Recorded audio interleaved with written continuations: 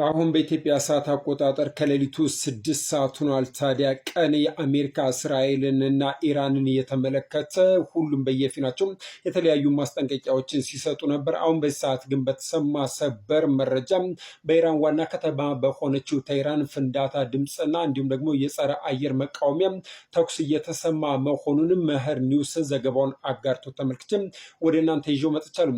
ጥቃቱንም እስራኤል ኢራን ወደ ድንጋይ ዘመን ቀይራታለሁ የሚል ማስፈራሪያ በዛተችበት በሰዓታት ልዩነትም የተከሰተ ሲሆንም ቴህራን በበኩሏ ደግሞ አጸፋ ምላሽ ለመስጠት መዘጋጀቷንም ይፋ አድርጋለች። ይህ ክስተት ታዲያ በቀጠናውም የለየለት ጦርነት ሊቀሰቅስ ይችላል የሚል ከፍተኛ ስጋትንም እየፈጠረ ነው።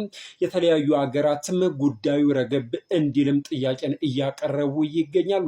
ታዲያ ተጨማሪ መረጃዎች እንዲደርሷችሁ አካውንቴን እንደተለመደው ለሌሎቹ አጋሩልኝ። ፎሎ ያላደረጋችሁ ደግሞ ፎሎ እንድታደርጉ በቅንነት ጠይቋችሁ